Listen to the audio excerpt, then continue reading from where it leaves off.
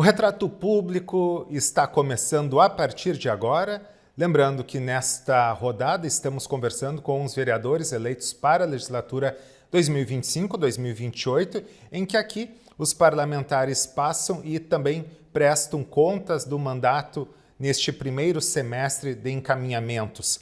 Agora, nós vamos falar com a vereadora Ellen Cabral, do Partido dos Trabalhadores. Vereadora, desejar muito obrigado por estar aqui conosco. A TV Câmara fica agradecida pelo tempo que a senhora disponibiliza, não só a nós, mas também à sociedade santamarense, para esta prestação de contas do mandato da senhora, que chega ao terceiro mandato, 2 consecutivos. Certamente que, ainda que a senhora já tenha experiência de mandatos anteriores, sempre um novo mandato, um novo desafio. Mais uma vez, obrigado, seja bem-vinda.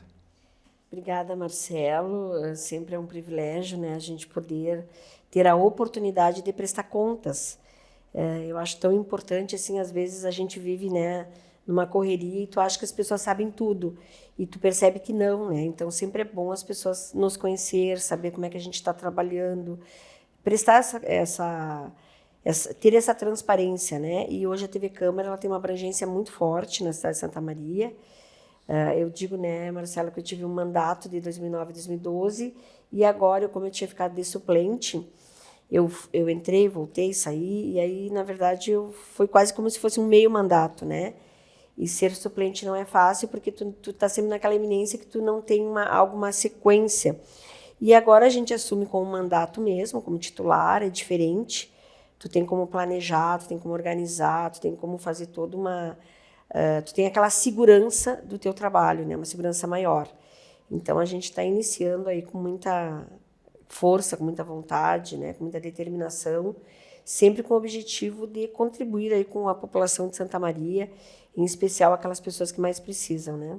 Vereadora, já inicio nesta nossa conversa uma questão recorrente nesta nova legislatura em que a senhora foi conduzida aqui para uma das 21 cadeiras e esteve presente no mandato anterior, que é os serviços prestados pela Corsã em Santa Maria. Começo por essa pauta porque ela é recorrente, familiar à senhora. A senhora sempre foi uma das vozes mais combativas, também junto com os demais vereadores que se somaram agora a esta pauta, o vereador Tobias Calil, o vereador Sérgio Sequim, mas lá atrás e agora a senhora reitera o entendimento que os serviços prestados são insuficientes e a renovação não foi um bom negócio. Na verdade, né, Marcelo, eu sempre fui uma crítica e sempre fui contra as privatizações, né? Principalmente naqueles serviços essenciais. Então, o que eu considero, né? A água e a luz, a água principalmente, ela é um bem que deveria ser público e um bem essencial da população. Então, eu lembro que quando eu retornei à Câmara, na substituição do vereador Valdir, o meu primeiro ato naquele período foi, em 2021, foi apresentar uma moção em repúdio, né, à privatização da Corsã, que naquele período a gente lembra que o governador Eduardo Leite tinha prometido em campanha que não privatizaria a Corsã, e logo ele assumiu, ele já iniciou o processo, né, de privatização. Então, eu apresentei uma moção, a moção não foi aprovada, né, teve uma ampla maioria que foi contra, e aí, a partir dali, eu iniciei, então, apresentei a criação, aí eu saí, aí eu voltei e apresentei, então, a criação de uma CPI da Corsã. Essa CPI, à época, ela investigava por que o prefeito Jorge Pozzobon tinha assinado um aditivo, que nós tínhamos, né, Santa Maria tinha o melhor contrato de programa de 317 municípios, um contrato impecável, que favorecia a população de Santa Maria.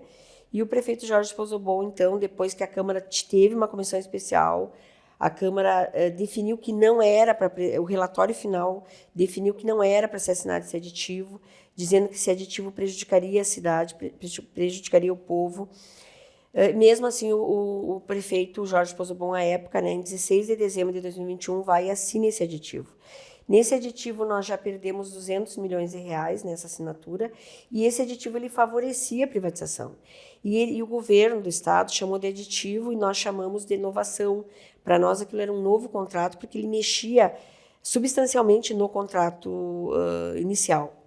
O que acontece agora? A gente, então, na época, né, no meu relatório, já dizia que os serviços seriam precarizados, porque de 5 mil servidores, 2.400 já foram demitidos, que seriam demitidos, que seriam contratados terceirizados, com pessoas que não tinham tanto conhecimento, recebendo, né, a grande maioria salário mínimo. Então, que isso prejudicaria muito aqueles servidores de carreira, que tinham conhecimento, que já tinham, né, anos e anos da Corsã, seriam demitidos e isso prejudicaria o serviço. Aconteceu que teria uma alta, né, de valores exorbitantes nas contas de água. Está acontecendo. Que teria, né, tudo que tu fosse fazer, aconteceriam, né, multas e que teria problemas, né, no bolso do consumidor. Te digo, Marcelo, que tudo que eu previ está acontecendo no meu relatório final da CPI anterior, né, de 2023, e está lá no Ministério Público ainda, e só que aí piorou, aconteceu e piorou. Então, no início deste ano, o vereador Tobias, né, apresenta então a proposta de uma CPI da Corsã por muita reclamação, por muito sofrimento da população de Santa Maria, e aí logo, né, eu já também me articulei para estar nessa CPI, sou a relatora. E hoje o que a gente percebe? Que descobrimos, né, porque nós não sabíamos, que teve um novo contrato assinado, que teve um novo aditivo assinado, só que esse ninguém ficou sabendo. Então, o prefeito Jorge Pozzobon assinou no dia 1º de abril de 2024 um novo contrato, que não passou, que a imprensa não divulgou, que a Câmara não sabia, que ninguém ficou sabendo desse contrato.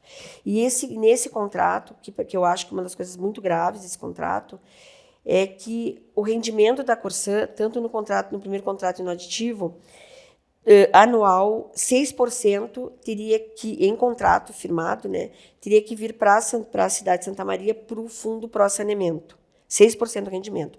O que deu esse 6% de rendimento com a Corsã Pública?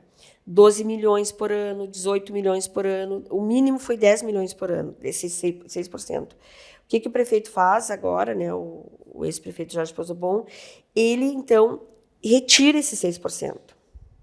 E faz com que esse valor do rendimento anual da Corsã não vá mais para o Fundo Pró-Saneamento, que é um ano da calamidade que a gente, né, completou agora, ontem. Se não fosse o Fundo Pró-Saneamento, eu não sei o que seria da Santa Maria. Foi o Fundo Pró-Saneamento que ajudou a cidade. Então, ele retira do fundo, sem conversar com o fundo, sem conversar com ninguém, retira os 6% e taxa um valor, então, que agora você tem que pagar por ano para o município de Santa Maria de 7 milhões. Só que 7 milhões, se tu comparar aos 18 milhões, aos 12 milhões, são, na verdade, se comparar 18, dá praticamente, né, 11 milhões a menos que a Corsã tem que passar para o município. E esse valor agora, esses 7 milhões, que vai ser, né, o contrato é até 2062, no contrato esse assinado em 1º de abril, a Corsã tem que pagar até 2053, a gente não entende, fica 9 anos ali, que de repente eu não sei se a Corsã não vai precisar mais pagar. Esse valor ele vai ser, no caso, reajustado pelo IPCA. Só que mesmo sendo reajustado pelo IPCA, Santa Maria vai perder por ano 5 milhões, 6 milhões, 4 milhões. E eu considero que o faturamento da Corsã privada está muito maior que o da pública, por tudo que está acontecendo em Santa Maria. Então, no Santa Maria, abre mão de valores muito altos e vai para um caixa livre. E no ano de 2024, foi fixado 10 milhões. A primeira parcela foi paga em maio e a segunda parcela foi paga em final de julho, a 15 dias antes da eleição, para um caixa livre. Então, a gente considera muito grave isso, Marcelo. E isso vai estar no meu relatório, com certeza. Então, a gente não entende por que saiu do Fundo de Pró-Saneamento, foi para um caixa livre e hoje, então, Santa Maria está perdendo milhões num orçamento que apresentou mais de 100 milhões de déficit. E que hoje tem, né, posto já a reforma da Previdência, onde os servidores e servidoras do município estão muito preocupados. Que, então, você tem uma proposta de mexer no bolso do servidor, mas aí para a empresa privada se dá benefícios. Então, isso a gente tem batido bastante. Eu tenho cobrado muito isso, não entendi ainda que matemática é essa, né? E ainda mais uma empresa que, ao meu ver, né, ao nosso ver da própria CPI, é uma empresa predadora que está explorando o povo de Santa Maria, uma indústria de multas na cidade, e não pode ter esses benefícios, né, Marcelo? E, vereadora, ainda que a questão seja polêmica, nós poderíamos fazer um programa aqui só sobre isso, mas para a gente seguir depois também na nossa pauta sobre o seu mandato, qual é a avaliação, pelo menos preliminarmente, a Comissão Parlamentar de Inquérito, que encaminhamento a senhora acredita que seja possível dar? Porque sabemos que o município não consegue atender o básico, digo, as gestões como um todo, mas especificamente a municipalização do serviço seria uma saída? Qual seria a alternativa? Assim, Marcelo, a gente está, eu como relatora, né, a gente está se encaminhando, né, provavelmente, para no relatório final estar apontando o rompimento do contrato. O rompimento do contrato, porque lá, quando a Corsa foi privatizada, a prefeitura também, o prefeito poderia ter perguntado para a sociedade: o que nós podemos fazer? Vamos municipalizar? Vamos licitar? Ou vamos continuar com a Corsã?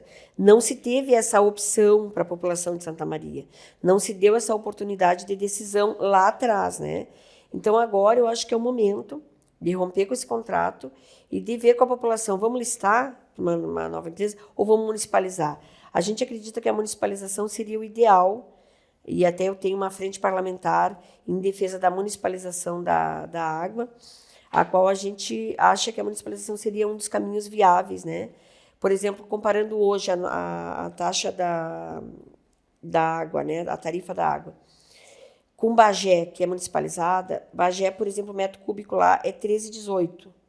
Santa Maria é 8,22. Então, se eu comparar a minha conta da água com Bagé, a minha conta ela vai estar quase um terço menor.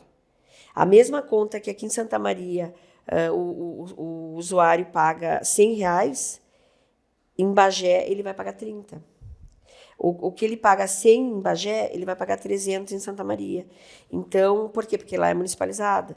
O dinheiro fica na cidade, o investimento é com a cidade, inclusive tu pode ampliar a rede pluvial, que Santa Maria hoje tem só 20% de rede pluvial, que é a história do tal do fumacê, que as pessoas estão sendo multadas, que é um absurdo, porque Santa Maria não tem rede pluvial, por exemplo. 80% da população não tem rede pluvial. E seria algo muito importante numa cidade que qualquer chuvinha alaga toda a cidade, né? Então, a gente acha que é uma das possibilidades, uma das propostas, né? Certamente. Vereadora, a senhora é professora da rede estadual, tem a sua trajetória pavimentada no setor educacional e também a senhora tem uma ligação muito forte com os movimentos sociais, sindicais. Na eleição que passou, a senhora foi uma das mais votadas da bancada do Partido dos Trabalhadores. A senhora acredita que também essa base se reflete em apoio eleitoral?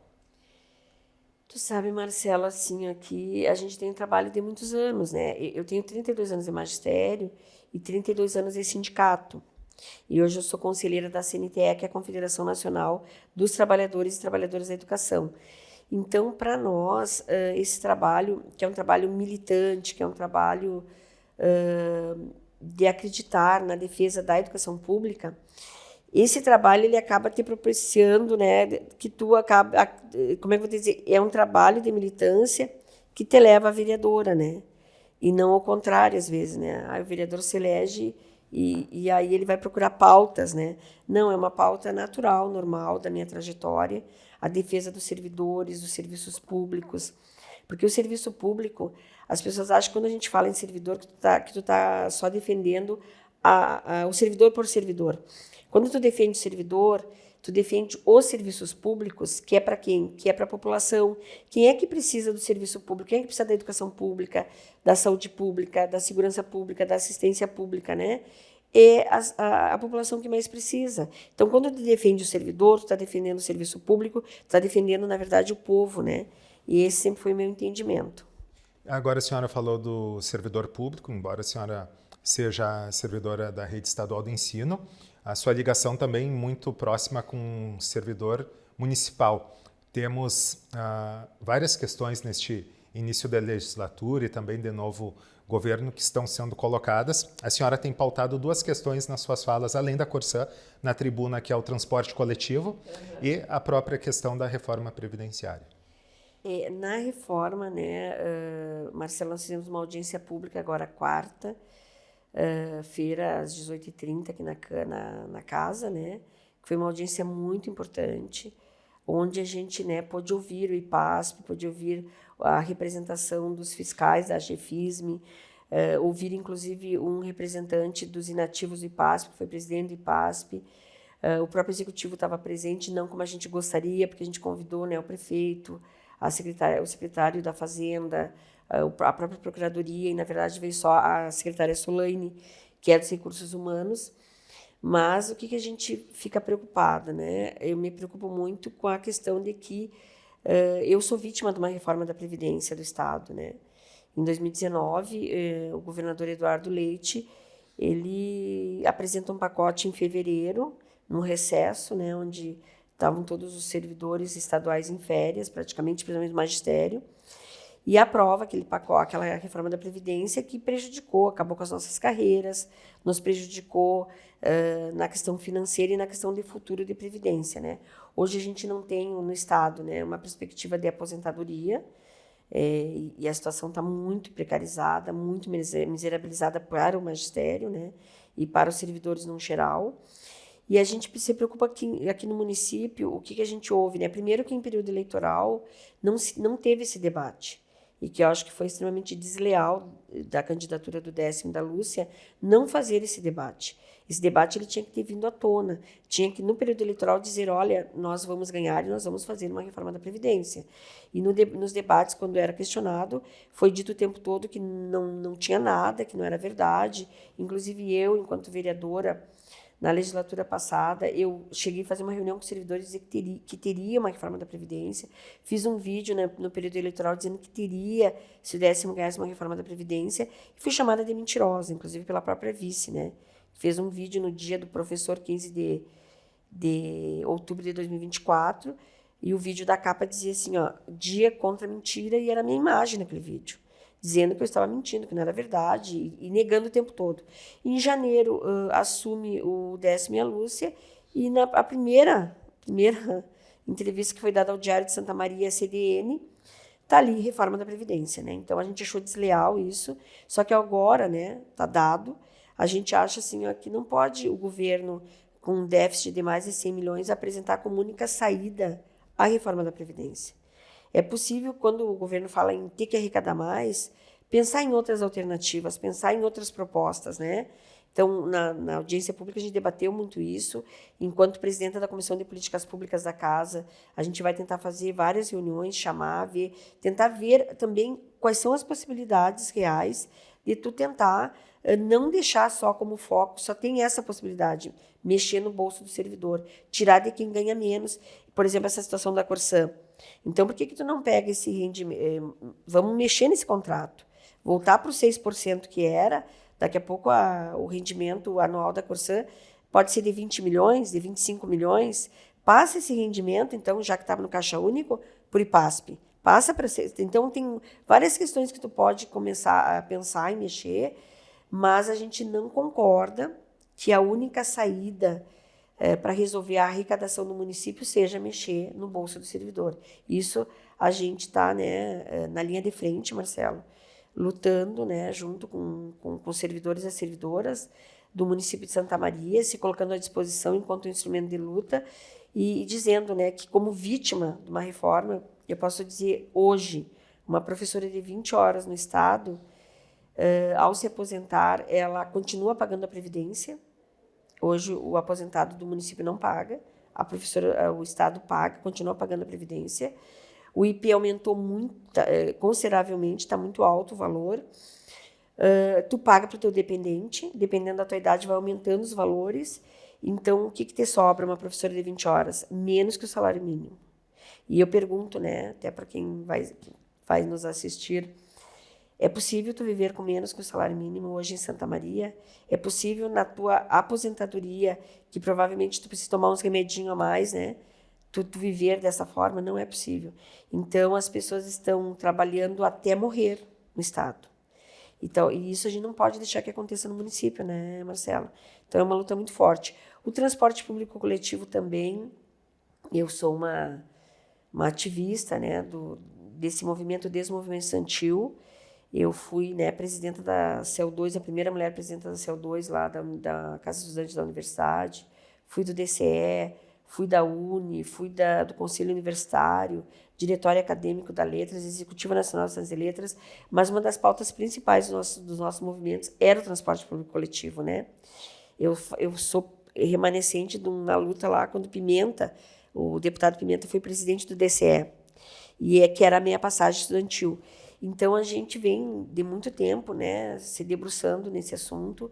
A gente acha que precisa, no município de Santa Maria, sair essa licitação de uma vez, que é possível a gente debater a tarifa zero, que é possível esse subsídio que hoje é dado para o transporte, ele também reverter mais para a população.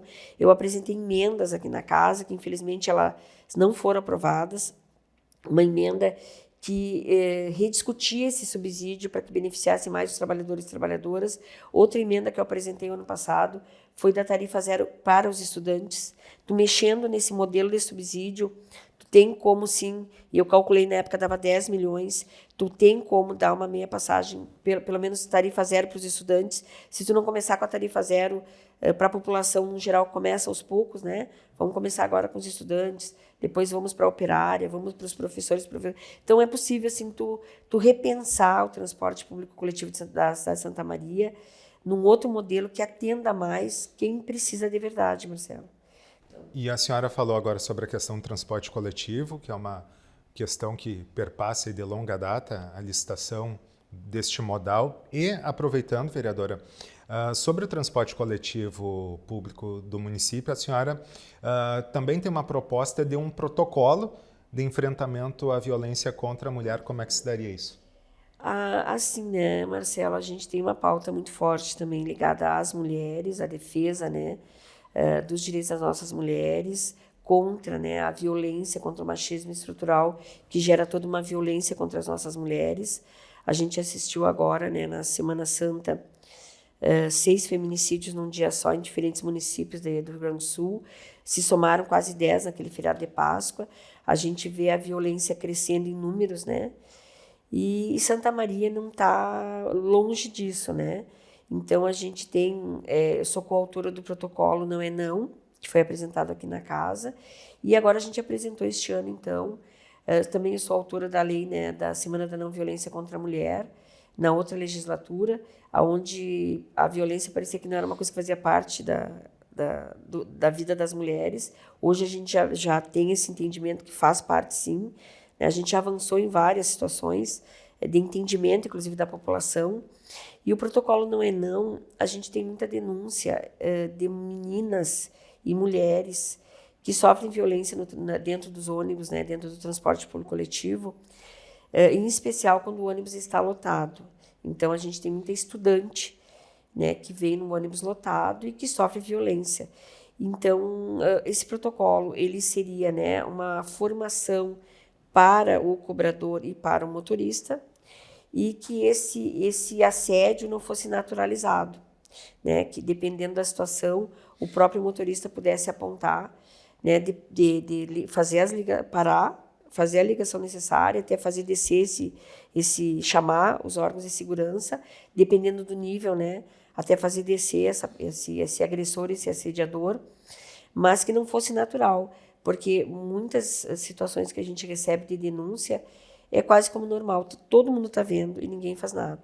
Todo mundo está vendo ali o assediador se roçando na menina, tocando, né, passando a mão, e outras situações mais graves até que já aconteceram, e ninguém faz nada, né? Então, que o motorista, ao receber a denúncia, a pessoa, ao denunciar, e até a forma de denunciar, né, que a gente aponta, poderia ser, de fato, tratado, né, e não naturalizado e não levado como algo que não deva ser feito nada, né, Marcelo? Vereadora, a questão da pauta feminina, a senhora também, nesta legislatura, agora 2025, está na Procuradoria Especial da Mulher. E aproveitando, lhe pergunto também, além deste espaço que Santa Maria tem desde a legislatura passada para que as mulheres procurem a Procuradoria Especial da Mulher, como que a senhora vê como que a senhora analisa a representatividade feminina tanto no legislativo, tivemos um decréscimo se comparada à legislatura passada com essa, e também como é que está a questão da ocupação destes espaços femininos dentro do seu partido? Marcelo, assim, ó, eu tenho muito orgulho de dizer, né, que eu sou uma das feministas do nosso partido, Partido dos Trabalhadores e das Trabalhadoras, que tenho muito a ver com todas as conquistas que a gente teve partidariamente, né? Eu sou do tempo que em 2008 eu concorri com 23 candidatos, 22 candidatos e eu era a única mulher. Então, eu sou do tempo antes das cotas, né? Quando não tinha cota para nada. E aí o que aconteceu? Eu acabei naquele período, eu fui a mais votada do meu partido, a mais votada da cidade enquanto mulher. E a partir dali a gente começou já o movimento, né, a nível nacional, estadual e aqui também, para o debate das cotas. Então, o PT foi o primeiro partido a instituir nas suas instâncias partidárias internas 30% de cotas, né, em todas as instâncias partidárias, aprovado em Congresso. A partir disso, outros partidos e outros movimentos se somaram e a gente conseguiu transformar isso em lei.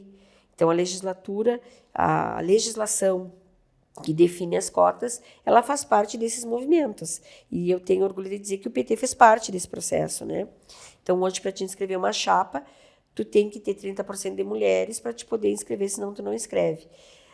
A partir daí, nós avançamos um debate interno do partido, onde em 2011 a gente aprovou no nosso congresso, nosso 5º congresso, a paridade. Então, hoje, no nosso partido, inclusive agora eu te disse que eu veio de uma reunião onde a gente estava definindo as nossas chapas, né? Nós, quando a gente está ali na definição, a gente não aceita de forma nenhuma que não tenha paridade. Então, a nossa chapa hoje, para o nosso diretório, serão 18 companheiros e companheiras, 9 homens e 9 mulheres. E assim é em todas as nossas instâncias. O que a gente está lançando hoje, né, Marcelo? O debate a nível nacional, com outros partidos, com outros movimentos e coletivos, de que a gente consiga chegar, e eu espero estar viva, na paridade na legislação eleitoral. Que uma chapa, para ser inscrita, ela vai precisar ter paridade para inscrever suas chapas. Essa é a grande mudança, Marcelo. Nós aqui em Santa Maria temos 3 vereadoras, né? Uma legislatura de 21 vereadores.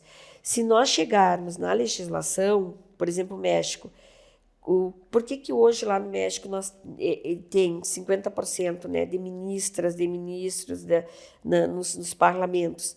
Porque tem a lei. Então, a lei vai fazer toda a diferença. Este ano, para te ter uma ideia, não era lei. O nosso partido inscreveu uma chapa paritária. Nós inscrevemos os 22 nomes inscritos, a federação, nós inscrevemos 11 mulheres e 10 homens. Não, 11 homens e 11 mulheres. Então, e o que aconteceu, Marcelo? Nós elegemos hoje na Câmara a única bancada aqui em Santa Maria que tem uma bancada paritária é a bancada do Partido dos Trabalhadores e das Trabalhadoras. Hoje nós temos 2 mulheres e 2 homens. Por quê? Porque a chapa que foi inscrita foi uma chapa paritária, mesmo não sendo lei. Nós tiramos como uma regra este ano. E a gente espera que isso sirva de exemplo para os outros partidos, sirva de exemplo para os movimentos e que a gente consiga chegar, então, a apresentar. Se a legislação mudar, todos os partidos vão ter que apresentar 50% de homens e 50% de mulheres nas chapas, e aí nós vamos ter uma Câmara, Marcelo, com 11 mulheres e 11 mulheres e 10 homens, ou 10 mulheres e 11 homens. Aí nós vamos ter a paridade. Mas tem que mudar a legislação. Só que, para mudar a legislação, tem toda uma cultura do machismo estrutural que tem que ser vencida e que internamente no nosso partido a gente está vencendo e a gente está conquistando e a gente está conseguindo avançar. Internamente, a senhora fala dentro do partido, a senhora é filiada no Partido dos Trabalhadores desde a adolescência. A senhora comentou rapidamente da sua proximidade com o deputado federal Paulo Pimenta, ex-ministro. Ele, a gente fala no sentido de fiador, porque ele apostou na senhora lá atrás, em 2008. A senhora tem uma proximidade tanto de mandato quanto pessoal com ele. Como a senhora avalia daqui a pouco, até mesmo em algum momento a senhora queira concorrer a algum outro cargo eletivo? A senhora já concorreu a prefeita em 2012, depois foi candidata a vice-prefeita. Ano que vem é o ano eleitoral, a senhora vislumbra também concorrer a algum outro cargo eletivo? Marcelo, eu sou filiada desde 89, né, no Partido dos Trabalhadores, das Trabalhadoras. Quem abonou minha ficha foi o Lula, que na época, né, era só um companheiro nosso, presidente do partido. Eu realmente vim já para Santa Maria, já com uma ligação do Movimento Estudantil com o deputado Pimenta, e a gente tem uma trajetória desde a década de 90, né? Então, que se confunde, né, Marcelo, assim, com um companheiro, um amigo. Hoje a gente tem uma relação muito de irmandade também, né? Pessoas que a gente, com o Valdeci, com o próprio Lula, a gente tem uma relação, assim, que é praticamente, né, é uma família, né? Uma família partidária. E eu sou uma soldada, né, Marcelo? Eu, no momento que o partido precisou muito de mim, lá em 2012, né? Olha, Ellen, tu tem que ser nossa candidata a prefeita. Bom, até para vereadora, Marcelo, eu não sou daquelas que não, meu sonho era ser vereadora, meu sonho... Não é verdade, sabe? Eu sempre fui muito humilde, assim, na minha militância, então eu sempre me coloquei como soldada do partido. Ah, não, tu tem que ser a nossa candidata a vereadora. Eu já achava, assim, eu para vereadora, né? Aí fui para vereadora. Aí, não, agora tem que ser candidata a prefeita. Eu dizia, mas né? Só que aí eu me estimulei muito na época, porque Santa Maria nunca teve uma prefeita mulher, né? E nunca tinha tido uma vice também, né? Agora a gente tem a primeira vice, mas a gente nunca tinha tido. Então, aquilo me estimulou muito, né? A possibilidade, Santa Maria, o PT nunca tinha lançado uma candidata mulher a prefeita. Então, também para mim foi um desafio, né? Ser a primeira candidata a prefeita do PT e a primeira candidata a prefeita de um partido tradicional para eleger, né? E então fui. Depois eu ia para vereadora para um mandato, para uma reeleição que à época era praticamente dado como certo.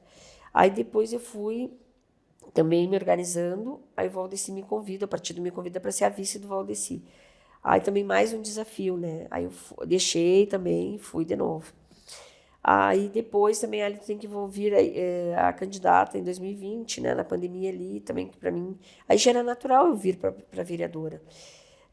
Então eu sempre tive muito assim, ó, eu fiquei 10 anos praticamente afastada, né, da institucionalidade, fiquei como militante, fui presidenta do PT, mas fiquei 10 anos afastada em função desses desafios que o partido me pediu e eu fui, né, e isso não é fácil, sabe, Marcelo, porque para voltar é difícil, porque tu fica afastada de tudo, né. E eu fiquei 10 anos afastada, militando, mas fora do processo. E isso te causa, assim, problemas, às vezes, até, né, alguns desgastes, né, para te poder voltar. Hoje a gente volta e eu te digo de novo, né, como soldada do partido, né. A gente já tem algumas definições, assim, tem muita coisa ainda para acontecer, né. A gente internamente, a gente ainda está definindo as peças, né. E conforme for acontecendo, a gente é soldada, né? Então, eu tô sempre... É aquele jogador, aquela jogadora, né? Que tá ali sempre pronta, né? A posição que for não interessa, mas tá sempre pronta, né? E eu tô sempre pronta também, né, Marcelo? Então, estamos aí. Vereadora Ellen, a gente agradece muito a participação da senhora aqui no Retrato Público da TV Câmara. Lembrando que esta é uma rodada de entrevistas com avaliação dos parlamentares quanto a este momento inicial de mandato aqui desta nova legislatura 2025-2028. Hoje tivemos aqui a presença da vereadora Ellen Cabral, do Partido dos Trabalhadores. Você pode rever este episódio tanto aqui na TV Câmara, canal 18.2, quanto também no YouTube, onde lá estão listados todos os episódios com esta conversa com os vereadores. Mais uma vez, nosso agradecimento. Lembrando, então, que você confere no canal 18.2 e no YouTube, TV Câmara, a tela da cidadania.